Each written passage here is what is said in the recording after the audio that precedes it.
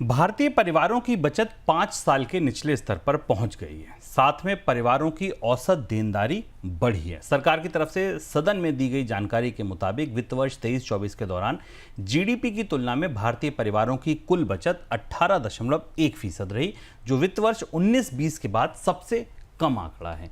वित्त वर्ष 23-24 में परिवारों के ऊपर देनदारियां जीडीपी की तुलना में 6.2% दर्ज की गई, जो वित्त वर्ष 21-22 में सिर्फ 3.8% हुआ करती थी। सर, सवाल यह है कि परिवारों की बचत का टूटना अर्थव्यवस्था की मौजूदा स्थिति को लेकर कैसे चुनौतीपूर्ण है?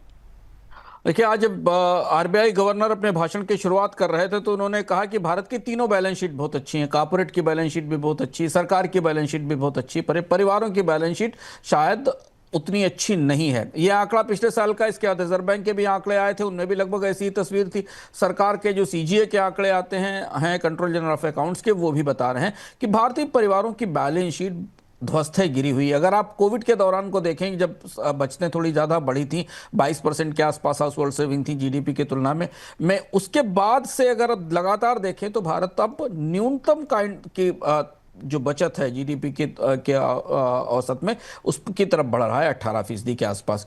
दूसरी महत्वपूर्ण बात यह है कि परिवारों की देनदारियां जीडीपी के अनुपात में बढ़ रही हैं, 6% से ऊपर हैं। और ये तो अगर आप 2019-20 की तुलना में देखें शुभम, तो दोगुनी हो गई लगभग। 2019 में 3.9% के आसपास थी, उसकी तुलना में तो ये 6% से ऊपर निकल रही हैं।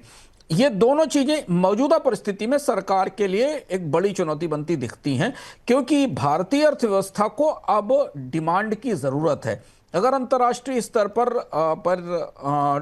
ट्रंप के टैरिफ न्यू नॉर्मल हैं, भारत के साथ डील होने की संभावना नहीं है, तो ऐसी स्थिति में भारतीय बाजार में ही वो सरप्लस उत्पादन खपाया जाएगा।